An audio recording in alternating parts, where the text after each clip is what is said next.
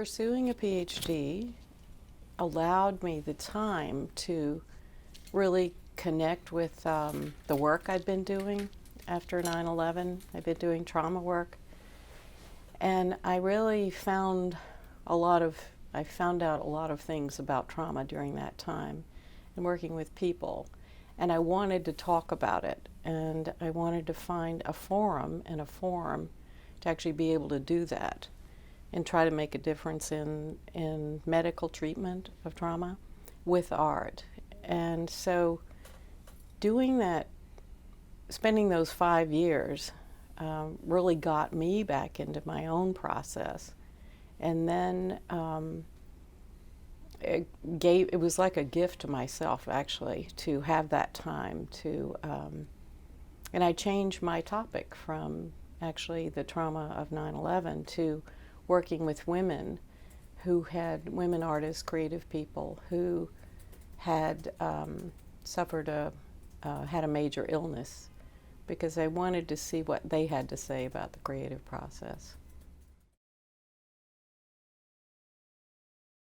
I wanted firsthand information and firsthand documentation for the field of art therapy, really, for the expressive therapies. And I knew it from myself, being an artist, what the creative process did once you could have access to it, and how it gave you another way of knowing what your emotional responses and feelings were in our culture, within our relationships with patients, with other artists, with in the world at large. And so I really wanted to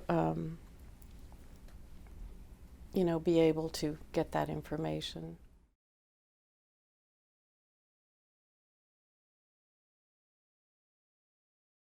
Yes, what I found was they were desperate to get back to their work. One was a painter, one was a dancer, choreographer, one did stage designs for TV. They did different things, but even when they were going through terrible treatments, they found a way to roll over and do a drawing for 2 seconds, or to meet with their dancers. They wanted to keep that part alive. That, I think, is what gave them it gave them a purpose in their lives to continue, and they didn't want that part to end.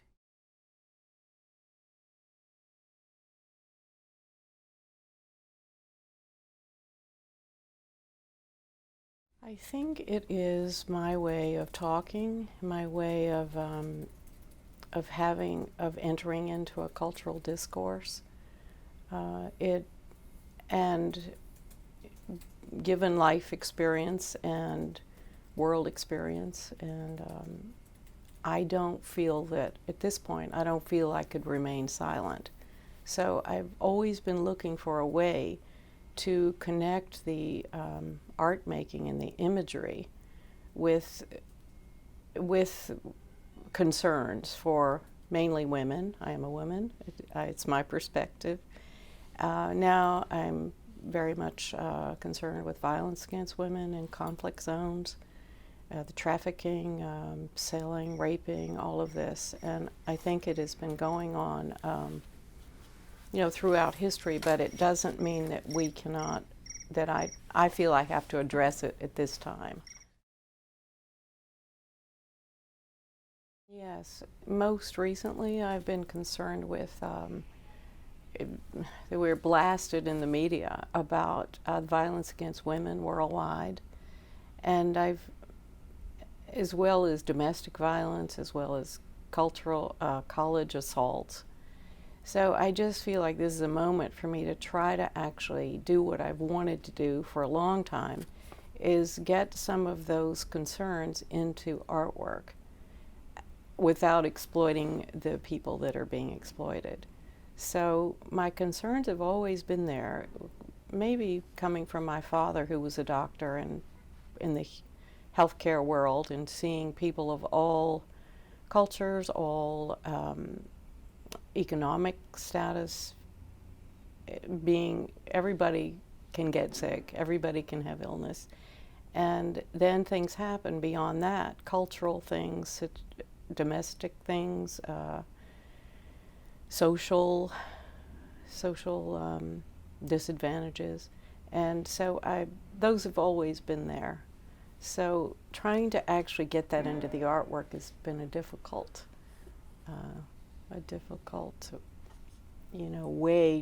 way for me. But I'm wanting to speak out more and more and finding the ways to do it. The dissertation was one way to do it in words. Now I'm putting images and words together.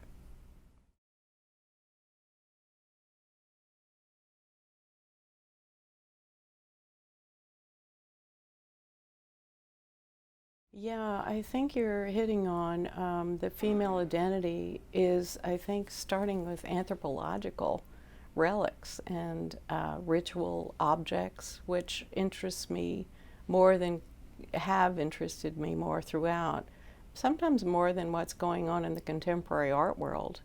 So I figured that, or it seemed that people throughout history have always wanted to communicate something, their beliefs, their feelings, their emotions.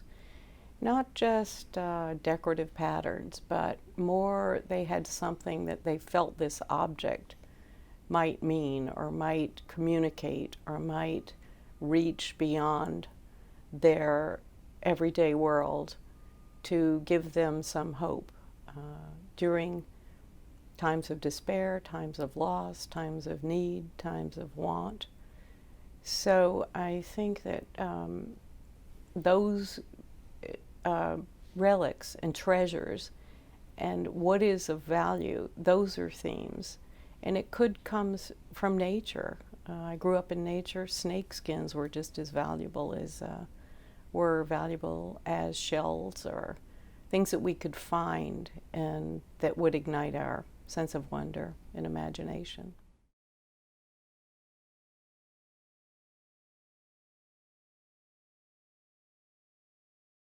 I'm seeking out information, number one. That's part of, I think, the research process. I've been collecting articles for probably 6 or 7 years on just violence against women, violence in the military against women, just women's history, girls. So how am I doing it? I'm actually now combining news articles in a collage manner with images, maybe sublime images of women that look innocent, look as though everything is just perfect, or just maybe even a fairy tale, maybe even a modern myth. So I'm using these images because people are familiar with them, and they're not threatening images. They're more about innocence or a time before trauma, a time before transition or crossroads in life. So I'm combining those things with actual, what's going on today, and setting up a situation so that people might be drawn into a story and might actually relate it to something bigger than what they see.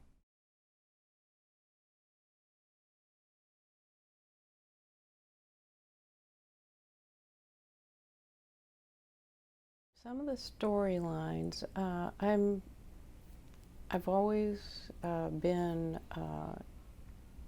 loved fairy tales and loved mythology. So probably Jungian psychology got me back into those stories I liked through childhood. And as I saw different cultural myths and different cultural stories, those I started to see that there was a universal element, meaning human emotions and human search for beliefs. So however it comes out in form, it could be those early female figurines. Now they don't call them sex objects anymore. They call them figurines because we really don't know. That was our overlay to label them as such. But so those stories that are age old, whether they're from Greek, our Western tradition, or whether they're from Indian or Japanese or throughout the world, there is a need to tell a story. And what can we see of it? We see the objects that are left behind or that are preserved in some way. So the stories come from looking at those and from realizing there's something that connects all humanity, and it probably is the story, however we depict it. There's Daphne and Apollo. There's that one. This is the story of the wood nymph who was happy in nature, and the god Apollo noticed her and pursued her, and she begged her father, Neptune, to save her from being possessed. The way that happened is she turned into a tree, a laurel tree. One of the versions of the stories is that Apollo changed his symbolic tree and from, I forget what it was, but into a laurel because he could not have the one thing he wanted to possess. So I think it's about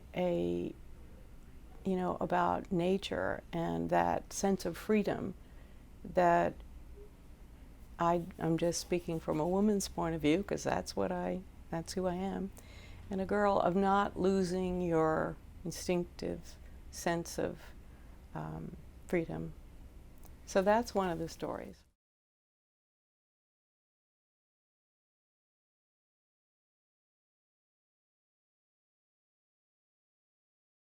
Probably, trying to balance being an artist with being married, with children, with social expectations, but I think that sense of needing that freedom of thought was probably what that was about. Others, that story resonated with me a long time. I cast my hands, I cast branches in bronze, somewhere in there about that. I've done a book about that. And Demeter and Persephone is another one that always seemed to come about. And maybe it came about because I had that story of Demeter and Persephone. That's another one that sort of took hold of me for a while. And I think that had to do with probably having daughters and that relationship of mother-daughter, losing your daughter, giving up your daughter, the agony of all of that.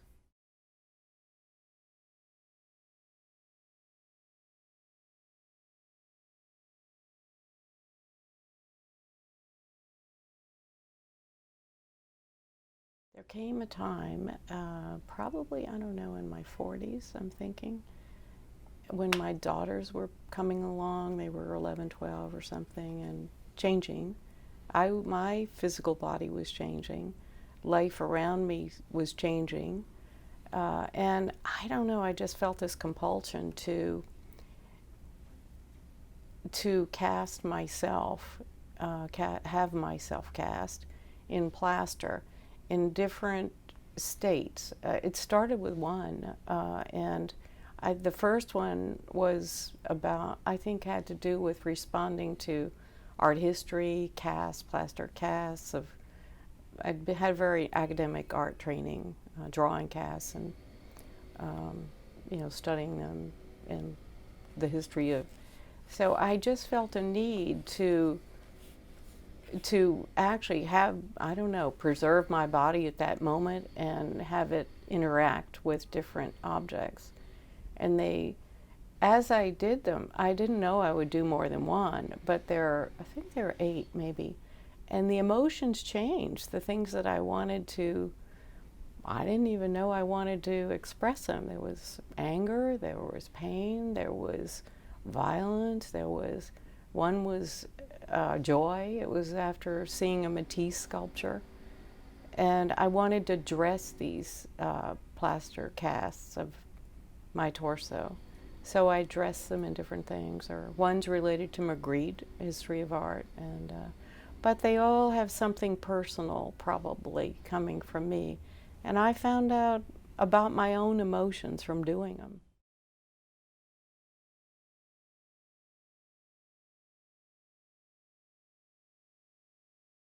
I think that there is definitely something there that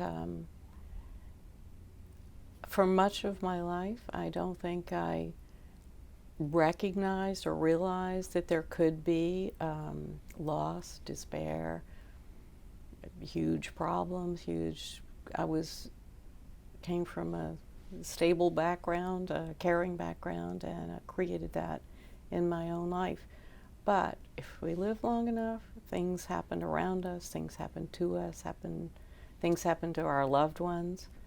Divorce was a big thing in my life, losing your parents, moving, transitions, how to get on in the world. Yes, these things did come into the work and did influence what I was making and what I was doing. And with divorce, with a total life change, I always knew I wanted to work with people in my art, but I needed training to do that. I wanted to be, I was really aware of mental illness from college days and working with mental patients. So I wanted to be able to have professional training to actually incorporate the human psyche into my work.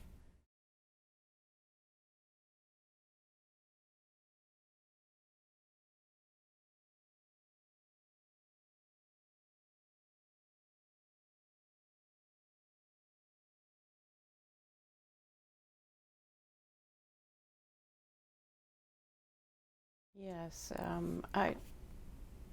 my house is sort of a collage. It seems as though things sort of arrange and things I've gathered throughout life. And coming from where I came from, Charleston, antiques and family were the most valuable things you could have. So your ancestors, you had all these furniture you inherited, these things that seemed to have meaning to people because they saved them all. So I don't know, I've had these things around me. And also in therapy, I'm a sand play therapist, so work with miniatures with people to do free association. And then I know about Duchamp too. I know about Hannah Hawk, some of the artists that used collage back, in Germany and graphically. So I think that in Joseph Beuys, assemblage became the way that I could connect things, whether on paper or in literal objects. When I look back at that piece, which I thought was the piece I cast of myself, the arms are up. Of course, they're broken, like they're a fragment. But I don't know. I see that I chose to do a Wing Victory falling down, like she was going the other way. So I think it was some sort of unconscious recognition that there is despair out there is loss, there is tragedy, even if the object looks beautiful.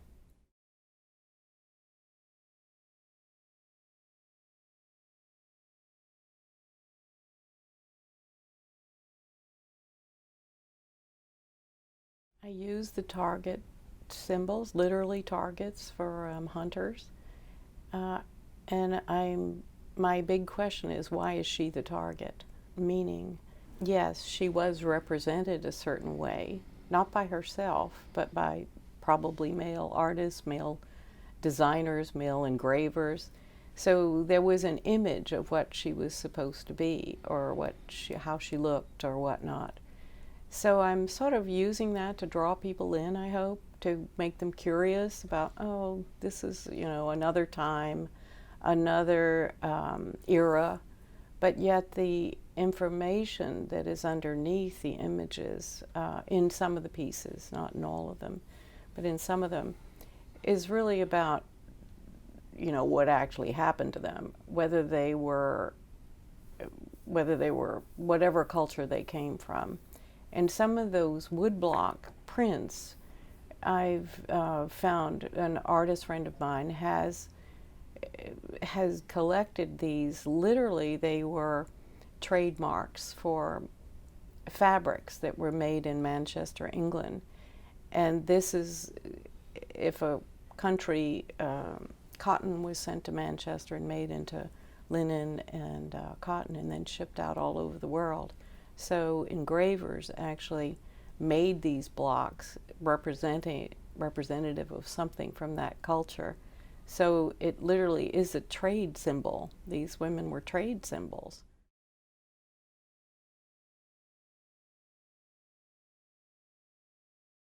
That's a good one, Gayil. Let's see. Why would they not be there? I suppose that my looking at art history, landscape, genre painting, whatnot, it just didn't seem to represent what was going on in the world today, and what was my reality. I think I came into the art world sort of in the 70s when the feminist movement was gaining ground and a lot of history was being dug up about women and about where had they been throughout history. And also the prevailing art form, as you looked around, was minimalism, and that just didn't suit me. I couldn't figure out why we would deplete art making. Color was good, but just these big sort of anonymous geometric forms didn't say, it wasn't the voice that I had somewhere in me that's taken a long time to come out, and it wasn't expressing things that I felt were a woman's voice. So it's taken a long time to hear different women's voices and to understand what they have to say. It's half a history, shall we say.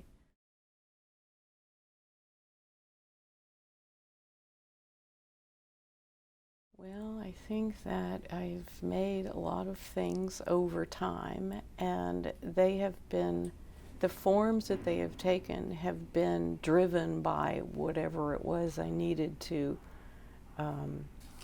create. And I never really thought that you just did one thing and developed that over your whole life. That really didn't interest me, because the world is full of variety, and I was curious about making things and about expressing things, and the form really was driven by what it was I was trying to communicate, and often I didn't know until I'd gotten into it.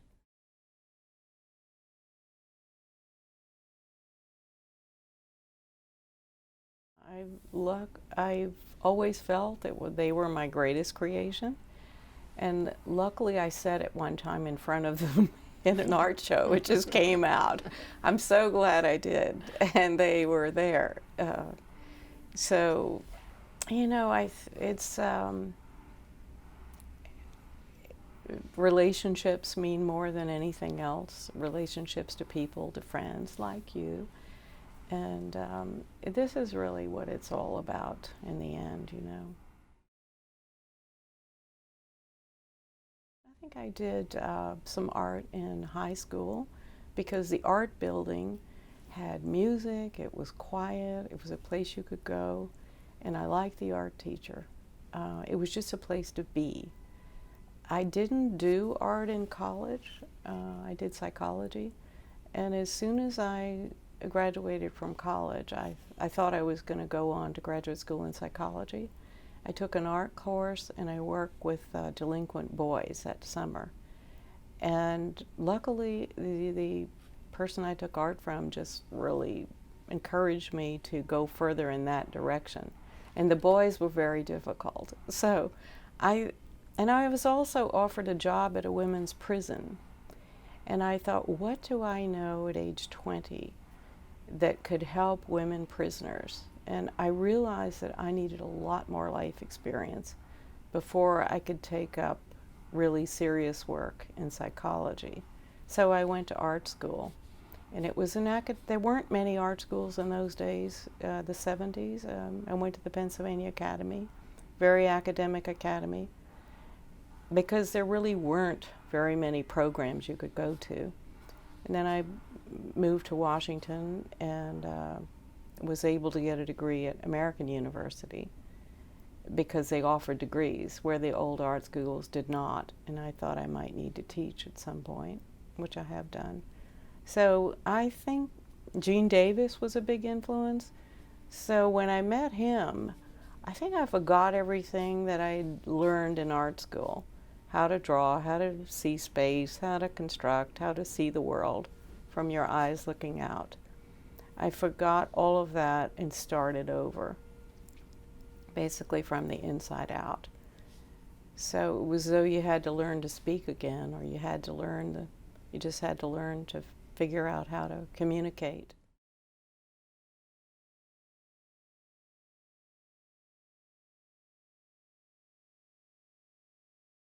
Yeah, I had to find out who I was and be strong enough to, really actually help others.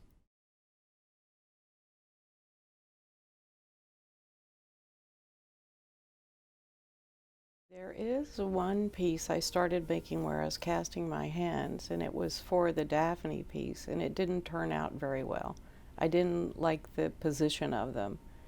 So I ended up making another piece that I hadn't planned on making I just gathered some broken sticks and broken pieces of wood that were at the foundry where I was working, and then wrapped those in a copper piece of mesh, I guess you would say.